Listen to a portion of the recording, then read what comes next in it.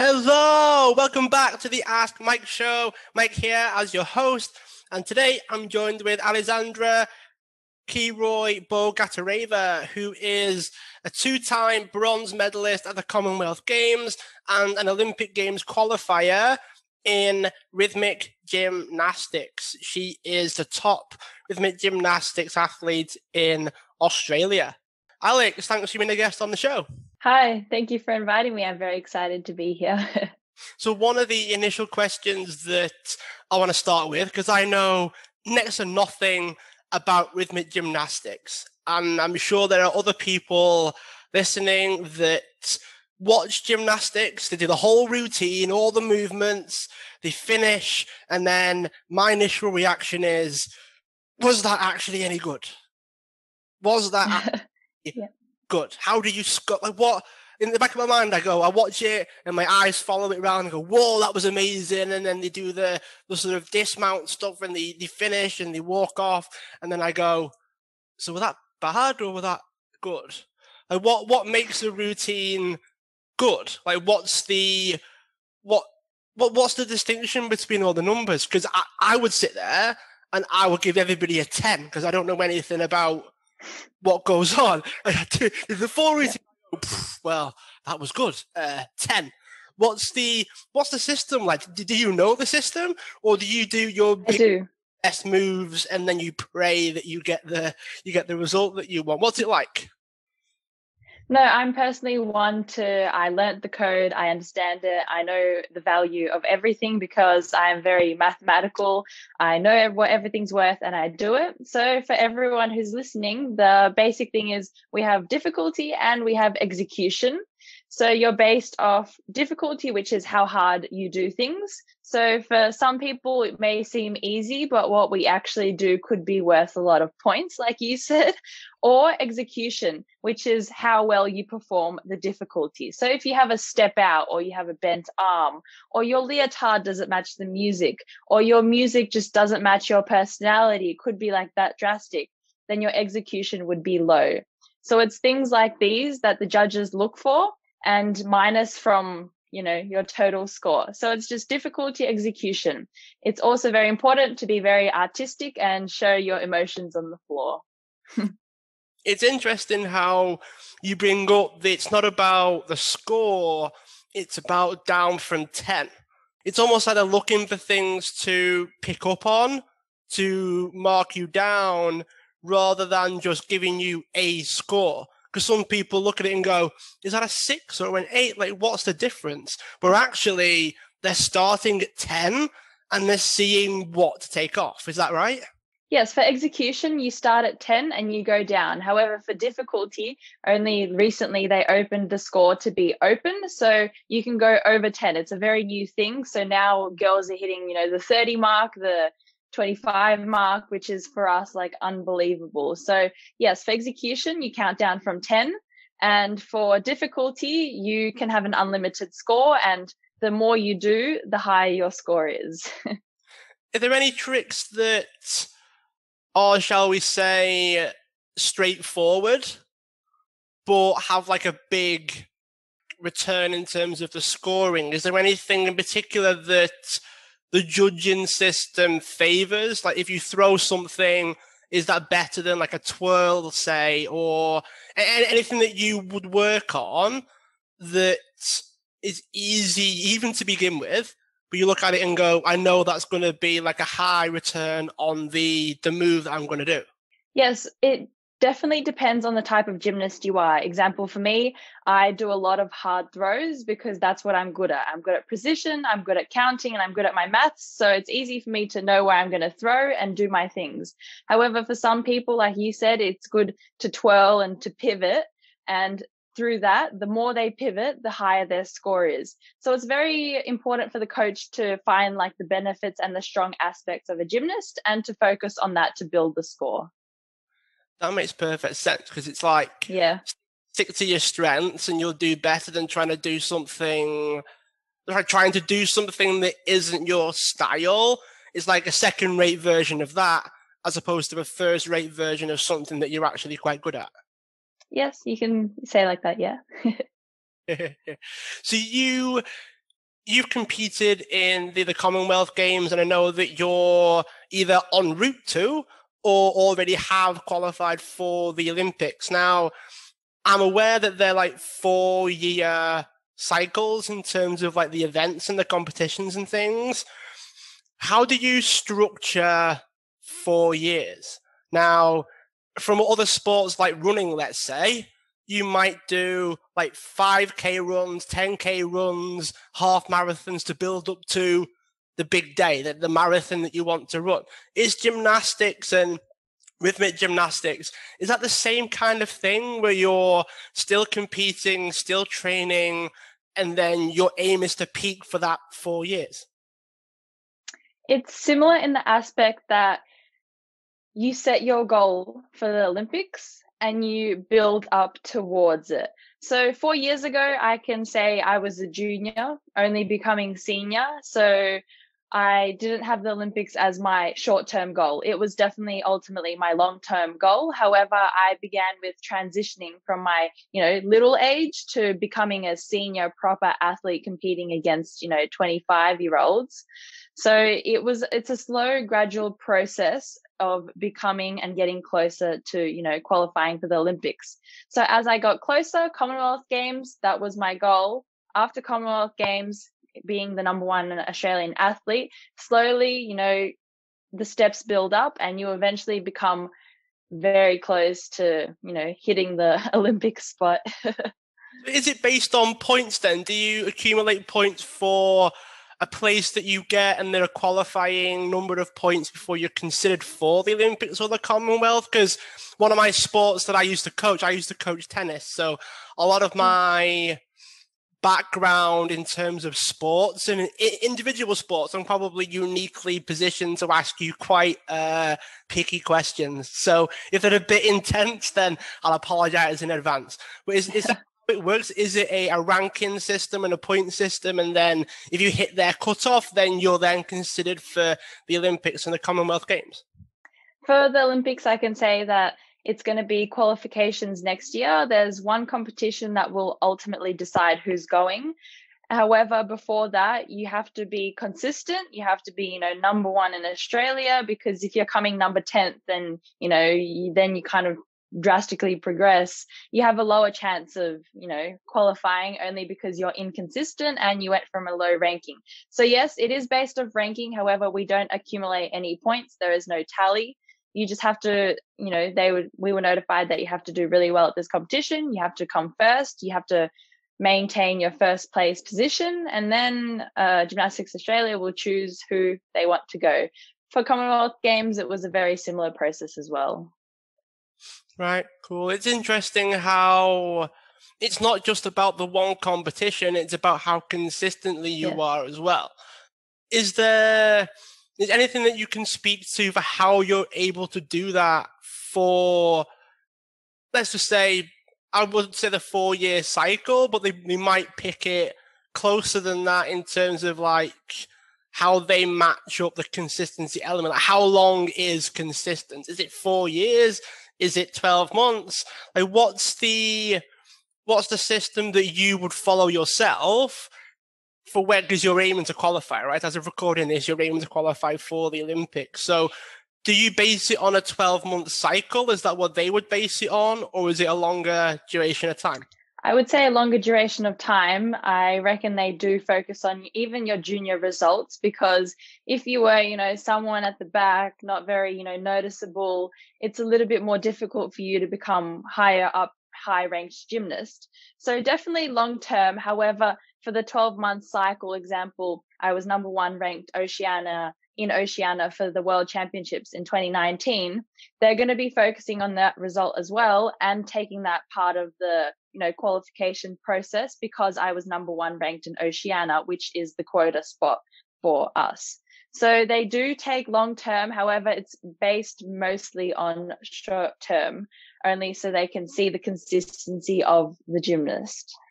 That makes perfect sense, actually, when you think about the crossover as well, because those of you that can't actually see us, you're only 18, aren't you? So you're still a teenager. So it's a very young sport. Yeah. It's not something that people might realize. Similar to the sport I brought up, tennis, is there are people with like performance coaches and personal trainers, and they're like 7. And I'm watching them and I'm thinking, that can't be good for the kid. That can't be good for the child to have so much built around them and all that pressure riding on the child being so good. What was it like for yourself growing up? Like, was it that sort of thing, or did it sort of take off at a certain point? What was your journey like in terms of getting started? But then did you have a turning point when you thought, this is getting serious now?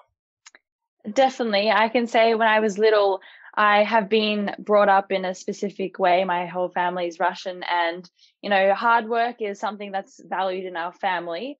And I remember there was a competition that was a very big turning point in my career where I came second, and I was very excited. I was happy. However, my coach and my parents, they said, you didn't put in your 120% because they knew that it wasn't my maximum capacity. So that was a big turning point for me, only because I realized that you can't always be happy with your results only because you didn't put in the maximum effort that you could. So that changed my whole perspective on how I should be training and how I should be, competing at competitions.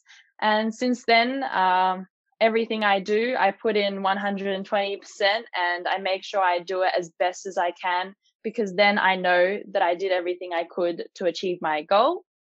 However, when I was 11, that was when I realized that I was doing, really well, because I went to Spain for an international competition and I placed first there amongst, top countries, Russia, Ukraine, America, Spain. And I won, which was very surprising because I was very young, very little. I was new to this environment. So it was very exciting, and that definitely, boosted my confidence at that young age. And since then, I've been progressing and slowly building my way up to the 2021 Olympic Games. 11 years old, and you come first in what can seem like an international, worldwide competition. What ran through your mind? I know we're talking 7 years now, so it's been a while. What ran through your mind with that? Did you suddenly train harder when you got the ability to go? Is it just a free entry? Did you have to qualify for it? What was that process like in terms of, from your perspective as the athlete, as being an athlete at 11 years old? What was the whole process like? What ran through your mind when you were told that you can enter? You've made the cut almost. And what shifts did you make to be able to feel like that you belong there? Because when I used to compete, I always struggled. I always didn't realize like I didn't really deserve to be amongst these other people that all seem so calm, so like, oh, I've done this 100 times before, and I walk in, I'm like, oh, I'm a bag of nerves, right? I don't belong here. Everyone's got sponsors, and I'm like, oh. And is that what it was like for you? Like, what was that situation like? I definitely remember that we were just training. I hadn't done any international competitions, only, interstate in Australia. And our coach decided to begin showing her gymnasts, our little ones, so me. And we applied for this competition. Of course, we were able to enter, and we went over to Spain, and I had my competition there. And like you said, I got there. I was bad nerves, of course. I was very nervous only because it was my first, major competition against top countries, girls which like I've heard of, I've seen, maybe like, I've, heard about, etc. And I was very nervous. I remember the day before we had podium training, which is like training at the arena prior to the actual competition. And I was super nervous, like any child would when they're, at a major event. Yeah. And that's when I realized afterwards that underestimating your abilities won't come in handy, only because you become even more nervous, you're not confident, and you end up doing worse than you actually are able to. So that's why I went in there with no expectations, and I came out with, a gold medal around my neck. And fun fact, I got a kettle as well, which I was able to take home as a big prize. Yeah. That's fit. You got a medal and a kettle. I Yep. think I'll prefer the medal, to be honest. I think I will go with the medal. Thanks Yep. very much. So did you do anything different? Like, what was the time between knowing that you were going and actually being there? And did you change anything because you were 10 or 11? So did your parents change anything? Because I'm aware that you're probably too young to really have much of a say at that point. What was it like, that time between knowing you were going and turning up? Did you make any changes? I can say that my parents didn't go with me. So it was even more difficult only because I was there with my coach, so my second mother. Yeah. However, my parents weren't there. So it was, difficult. They were always on the phone with me. But I didn't make any changes until after the competition, only because I went in there once again without any expectations. And I was just going there to show my best and to see where I'm ranked amongst these girls. I went there with my best, and it turns out my best was the best in the competition, and I ended up coming away with the first place. And then afterwards, that's when I can say that I learnt my lessons about underestimating myself, and, making sure that you can say, fake it till you make it. That's what you say with confidence. Make sure you always have that level of confidence to be able to show what you can actually do. Sometimes 120%, as you mentioned a few times, it's actually 100%, but there is that confidence and lack of underestimating that allows you to find that extra 20% almost. Like that's where it is. That's where the 20% hides. It hides in the, you don't really know how good you are until you find out. So how did your self-talk change once you got the medal? Because you didn't make any changes until after you already won. So how did that shift your mindset? And I mean, I'm assuming you took it a lot more seriously after that point, but what adjustments did you and the coach make? I could definitely say it was a turning point for me, only because I actually understood where I was standing amongst these girls and what my capabilities were. Because before that, I was only an Australian gymnast. I was training in Australia, very good at my age back then. But when I got there and I saw myself against these amazing girls that were super flexible and super good at what they do, I realized that, I'm not that bad. I can actually win a kettle again, like I can come back for more.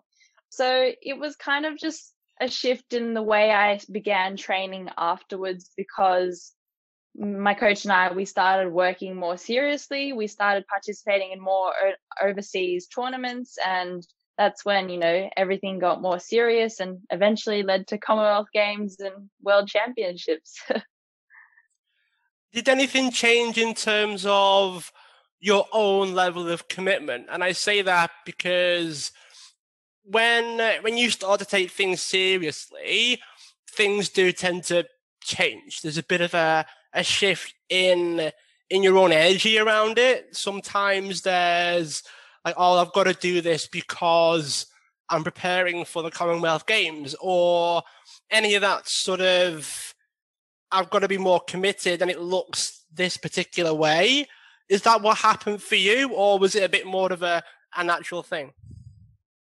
Yes, you can say to an extent, I became more committed, only because I was doing, prior to, gymnastics, I always also did music outside. I did piano lessons, exams. I had, a lot of school as well. And in terms of commitment, it became choosing, music and gymnastics. So I definitely had to choose gymnastics and, eventually, slowly, gradually, leave music, only because a child cannot handle, doing so much outside in their spare time. And afterwards, it just became more training hours. It became more physio appointments. It became, focusing on myself. It became doing extra things at home because I want to do extra. I want to be better. And it was just gradual change to now, eventually, I'm literally living my life every day in gymnastics. I wake up, do a walk, beneficial once again. I wake up doing physio exercises. I wake up doing anything, that's going to help me for where I want to be. So yes, my commitment did become gradually more committed, you can say, to the sport. Yeah.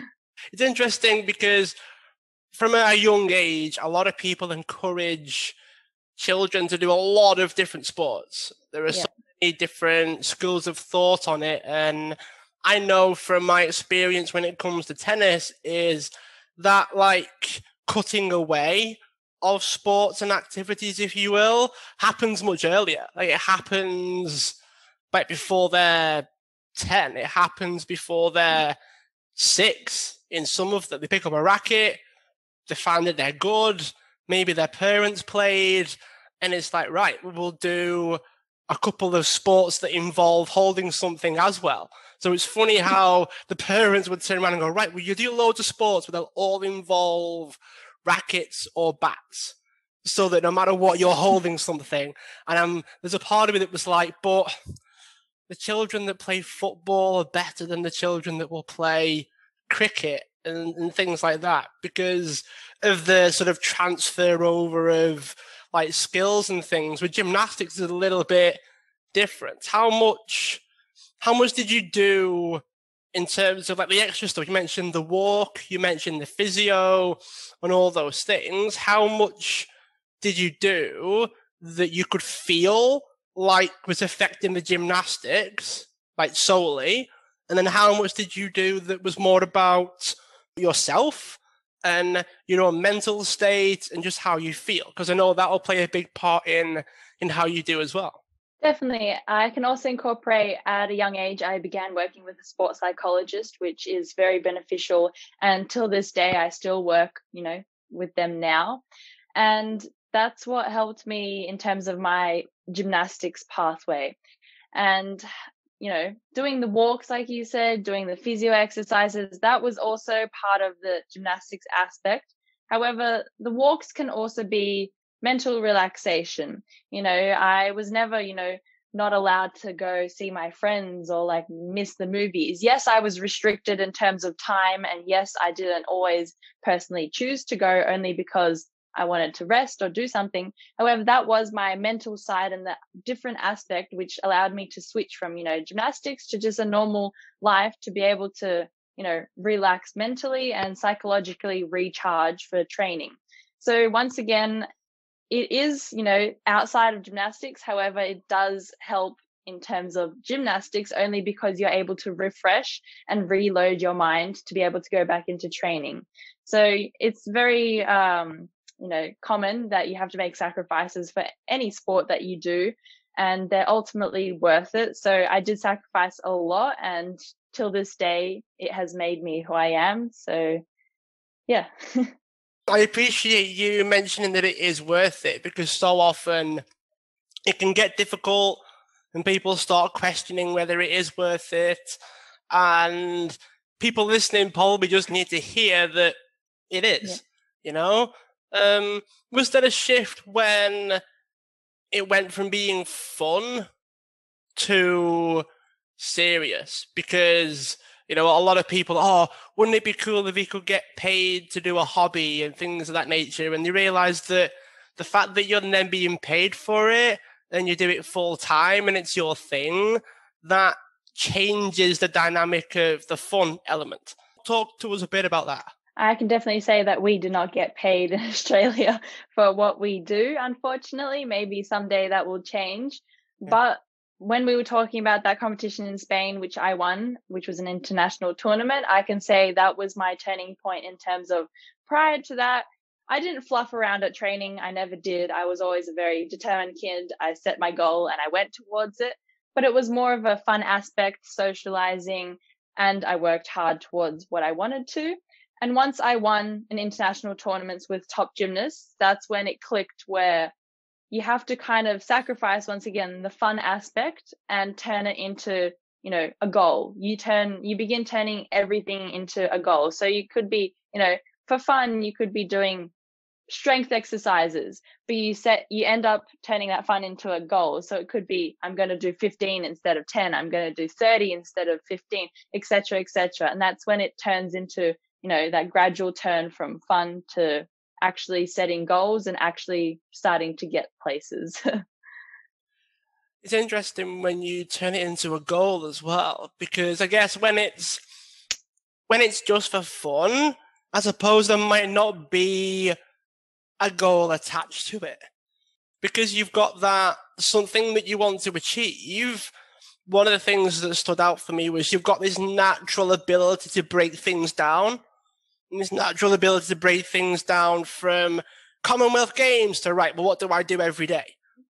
What goals do I set for today that will help me get to the Commonwealth Games or to the Olympics? Is that something that you do, or is that something that the coach does, or is it a bit of both? Because very often, sporting athletes, if you will, a lot of it's done either to them or for them. You've got the psychologists and you've got people that give you your meals and your smoothies and your shakes, and all you do is take orders to a certain degree and trust that they know what they're doing. So how much of it is that, and how much of it is just the way you're wired? I can say it's, once again, from a young age, the work with sports psychologists, they're the ones who were able to explain to me what goals are for. So I know many gymnasts now, some I train with, some I've seen, they train without a goal. And I can say for a fact they don't get anywhere because they don't have a goal, which is something which many people don't understand, but I have seen it myself and I can tell from my perspective. I set my goals, and it doesn't have to be long-term goal. You have to make sure you set the small goals, and then eventually it builds up over time. So I've seen girls, they don't set a goal, they don't get anywhere, and they get upset when they don't, make the national team, or they don't do this, etc. So It's very important to, work with the sports psychologist to be able to find your drive, find that passion, and find those goals that you personally want. It's all about the passion, because like I said before, there's lots of kids which I know, which I train with, they have the passion for the sport, but they don't know what drives them. So it's not only the physical aspect of being super strong, super flexible, super, artistic in gymnastics. It's 50-50. You have to be psychologically prepared for what you're going to go through, and you have to have that, drive and those goals ready, so you're able to, get to the ultimate destination that you want to be at. So it's definitely something that's been built in me from a very young age, and that's what helps me today. Like, I wake up, I have a structure for the day. It's not only gymnastics, it's become, the way I am. I'm just organized, I'm structured, and I plan everything. So what is your morning routine then? So you wake up, what's the length of time? And then just take people through what your morning looks like. Well, it really depends. If I'm overseas training, then I could be training for 8-9 hours. I recently just came out of exams, so I only had 4 or 5 hours of training a day, only because I was studying for the other 8 hours in the morning. And so it really depends on my day. But now, going into competition season, I can say for a fact that it's wake up at 6. I have morning training from 7 to 10, sometimes a little bit longer. Really depends on, how badly it goes or how well it goes. And then I come home, I do my physio exercises. I sometimes have a nap to recharge. I do my therapy sessions. I have, pool or sauna at home, and etc. And then I go for my evening training 4 till 8.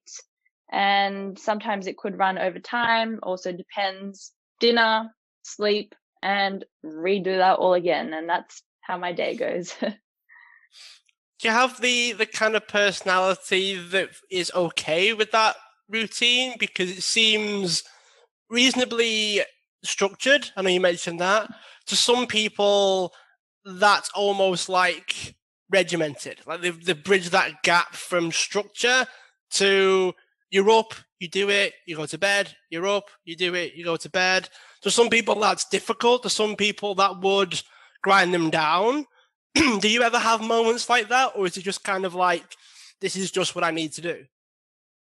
It's definitely difficult, but once again, I can say it's worth it. You have to have the structure and you have to be committed to be able to get where you want to. I don't know any Olympic champions in rhythmic gymnastics that just, fluffed around, woke up, were like, oh, should I go to training? Should I maybe sleep in? It's not how it works. You have to structure your day. You have to have minimum of 6 hours of training a day. Like for rhythmic gymnastics, we have a lot of hours that we have to commit to. And you definitely have to have a structure of what your day looks like. If you come home from training and decide to watch a movie and that goes 3 hours into your bedtime, you'll wake up the next day and you'll be tired. That's why, I go to bed every day, 10 o'clock, that's it, lights out. So it's definitely something that you have to be prepared for. And it's one of the sacrifices that a lot of girls have to make. Not only girls, any athlete does. And it includes, missing out on parties, missing out on socializing. Yes, those aspects, you have to minimize and restrict them, but it's part of the regime, like you said, that we have to be, in and commit to.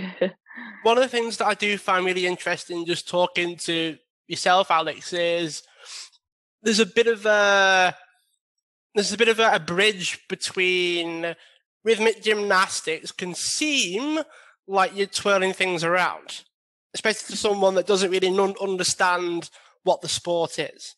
Now, it's actually quite refreshing to hear that even something can come across as quite more of a dance, I guess. Like, it's not like throwing things at people. It's not diving across it's not as aggressive looking, if you will, as some of the other sports out there. But it's very refreshing to hear that it is still tough. It is still every day.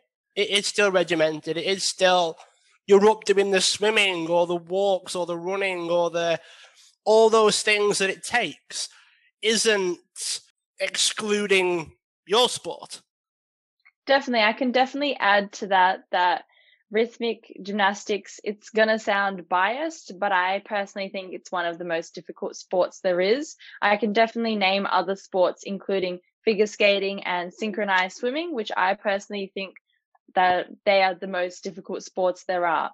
This is only because rhythmic gymnastics requires flexibility. We sit in splits 10 minutes. That's from a young age. You have to become very flexible. If you're not flexible, it's very difficult to become a very good gymnast. You have to be strong. We don't lift weights. We don't do that, but we do have to do a lot of repetitions of push-ups, sit-ups, etc., because we have to be able to hold our bodies in certain positions for a very long time. We have to have aerobic capacity like a runner because we do routines from morning to evening. You have to have, good lungs. We also have to be able to express our emotions. Not everyone is born naturally with very emotional, emotions, not being able to show what they want to show. Yeah. So that's another aspect which you have to develop from a young age, or it comes to you naturally. And these are the little things that all make up this difficult sport. And once again, we train the longest hours out of all sports, I would say. We train 10 hours. I personally have been in the gym for 12 hours in a day. Right. So we definitely put in a lot of effort into what we do. And it could just be looking like twirling a ribbon, but twirling a ribbon is actually a lot more difficult than people say it looks like. One of the things, for just as someone that has competed nowhere near at your level, wouldn't even begin to compare, but I have entered a competition here and there, so I understand what it's like to do things so much that it's effortless, because when you're in competition, you're hyper aware, right? The stress level's elevated, you're nervous, you become hypersensitive, hyper aware, and you essentially, I know I did, I don't know about you, but I fell back on my training very heavily when I was nervous. Like when it's on the wire and it's this point or you've lost a match or something like that, you fall back on, okay, how good am I at doing these things? What's my natural state? What's my best options here, And then very often it's your ability to make it effortless that proves just how much work goes into it. Yeah, definitely. I can definitely agree with that. But you have to, you can't doubt yourself, and you fake it till you make it. And yes, you can, be like, is it really worth it? Am I actually really good at this? And fall back in training. But sometimes you have to have the bad days in order to have the good days. It's something that I go by as well. And I recommend it to other people because not every champion has, perfect days each day. They have bad competitions. They learn from them.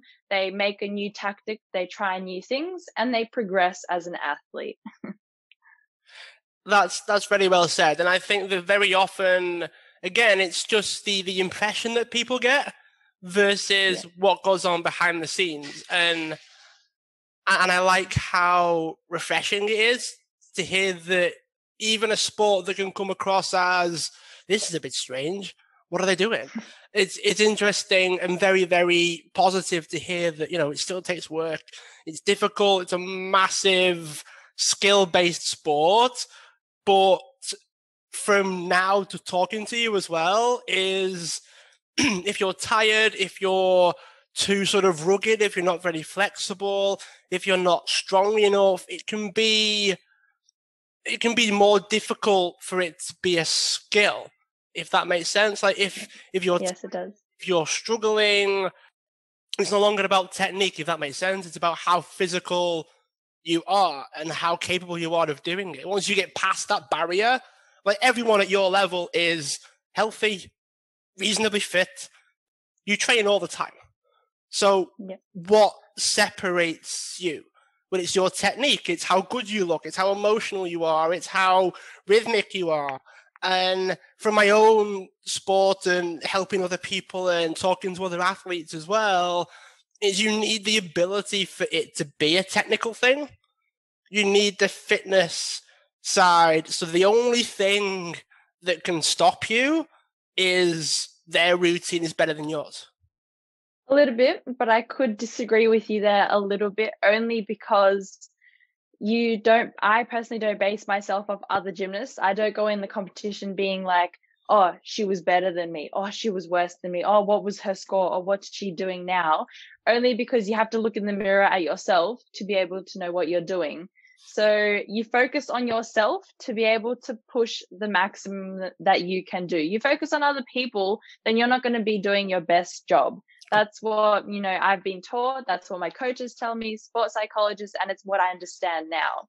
So you have to make sure you focus on yourself rather than other people. And also, before you said about, oh, she did better than me, I wouldn't call it a physical aspect rather than the psychologically toughness of a gymnast, because not all athletes are able to be, if they're tired, not all of them can push through that tiredness. If they're sore, not all of them can push through that soreness. So that's what differentiate the top athletes from the, top athletes, but they're not getting, top consistently. So that's the big, difference between these athletes is the mental approach they take towards their trainings. How far are you willing to go to be able to get where you want to be? So I would just disagree only in the part that it's more, psychological approach of the top gymnasts that differs to the others. Because everyone does a lot of the training stuff, don't they? They all spend the hours in the gym. They all do all of that. And it's good that you bring that up, because it's the same with, like, whenever I watch other people watching sport, right? And it happens sometimes where where they go, I could have done better, like it's so easy. I could do that. And then I've got to hold my tongue a little bit and say, look, given everything that they do and the amount of stress and pressure, and yet they probably missed for other reasons other than they're not good at what they do. There's something else going on, because they're there. They've done all the work. A bit like yourself. You've done all the work. You're in the gym for hours. You get to the event that you've wanted for years and years and years and years and years. And, you do your best, and then you see what happens, and to say that, oh, I could have done better. I just you probably feel the eye roll from the other side of the world. I'm just like, oh, how would I say something like that? But again, it's that not knowing. It's that sort of naivete almost of the general spectators, if you will, of different sports. And is that something that you've ever come up against, where like you're trying to explain to people what goes on? Have you ever had that conversation with someone? I definitely have. However, I never blame it on, I could have done better, only because after competitions, if it wasn't my best competition, I will sit after the competition and analyze why it wasn't my best. Was it the weather that affected me? Okay, what can I do to change it? Was it, the environment inside? Was it the fact that I was overly stressing or under, very relaxed and chilled towards my competition? So I personally go and analyze why. I never blame it on other people. Yes, I can blame it on myself, but I don't ask myself, this could have been better. Like, I make sure that I understand why it could have been better and what I can do to make sure it's better next time, to eradicate any unnecessary mistakes that I might have done. So yes, I've done it, but I learned from it. And now I always make sure that I ask my question, why did this happen? I find it interesting how analytical that you are as well. Like, you break everything down, you figure out what happened, how can I do things differently. Have you always done that? Is that a big contributor to the progress that you've made? Or would you say that's something that you've only sort of started to do recently over the next, say, last couple of years? I'd say, from a young age, my parents would always ask me, so, oh, that was a good competition. Like, what did you do? Or, that was a bad competition. Like, what affected you? So from a young age, I'd always be asking myself, like what really affected me? Like, how come I didn't do my best that I could have done? Coaches always ask, like, oh, like, what was, in your way, or what annoyed you, or how come you didn't, show me what you've been training for?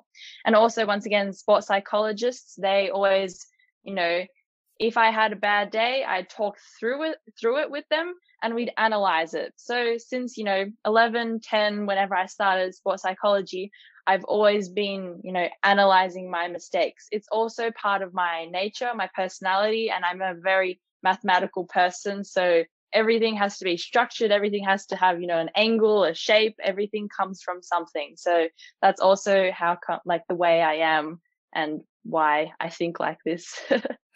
No, it's good. I mean, especially with the sport that you have, it makes sense because you do your full routine, you give your all, right? The 120%, where you try and find that extra 20, right? And then you've got that sort of, it's not your job essentially to stack it against anybody else. It's out of your hands almost. So you kind of like, you do it, you do your best, and then the rest is up to everybody else, the judging panel to decide. So I quite like how there's a bit of a detachment, I guess, in that way, because you don't need to judge it. It's other people's job, essentially. So it makes for the analyzing that little bit better, because, again, if I did it personally, it would be great because I can control how I improve. And then you do your thing, and then you wait and see, and then you go back. So it's very sort of, you do it, and then you can sort of analyze it afterwards. There's no there's no self-judgment. It's more just objectively looking at what to do differently, and then you go at it again, essentially. Yes, definitely. And it's definitely something, like, you were correct in the thing that you do your best and the judging follows. You can't control the judges. You can't control what the audience thinks of you. You can't control any of that aspect. You can only control what you do and your actions. So that was very, the way I think as well. I make sure I do my 120, and usually results follow. I can say not usually, 100% results will come. If it wasn't my 120, then my results will reflect that. Yeah, it's very well said. Very nicely put as well. One of the things that I want to touch on just before we go is this element of the goals that you have and your mindset around achieving things. And the reason why I want to bring it up is because very often people can get caught in the achievement cycle, or that they're just achieving things and they're just doing the achieving the next goal, the next goal, the next goal, the next goal, the next trophy, the next medal. Everything's about that process, that progress, that what's the next goal. So do you feel yourself not stuck, but do you feel yourself in that cycle? And do you do anything to, I guess, help with the whole enjoying the journey or smelling the flowers, if you will, while you're achieving these things? I definitely do enjoy the journey, only because I know eventually will end. And because of that, I make sure that I enjoy everything to 120%, my favorite number. So I always make sure that I enjoy what I do, because without passion, without enjoyment, you won't be able to do your best. It's definitely proven by everyone. So like you said, I am in a cycle, a vicious cycle, from going, set my goal, complete it, set my goal, complete it. However, I never make sure I'm, stuck to my achievements, because there's a famous, Russian quote, which I always stick to, is, when you're on a podium, you're a champion, but once you're off it, you're back to nobody, and you're back to being a gymnast who's training for her next goal. So once you're on the podium, wave everyone, celebrate, be very happy. But once you're off it, you are back to training, and you are back to being, in the gym and working those hours. So yes, I'm in the vicious cycle. However, I can admit it will eventually end, whenever, any gymnast decides to retire. But that's what life is. You have to, set your goals, achieve them, have mini celebrations afterward with the family, with friends, go out sometime, whatever people like to do. And yeah, you have to enjoy the process. Yeah, it was just nice to hear your perspective on it, because people can get stuck in it, and I like how you don't get so attached to the achievements. And I love the fact that you're a champion when you're on the podium, but then when you're off the podium, you're just the same as everybody else. Yeah. You get back to it, you do your thing, you enjoy the journey as well, and then you have that rare moment when you're on the podium, and then you're straight back to work again. So Alex, it's been great to chat. Those of you that are listening, make sure you subscribe, because more interviews like this one are coming. Alex, it's been great to chat, as I said, and I look forward to keeping in touch. Likewise, thank you so much.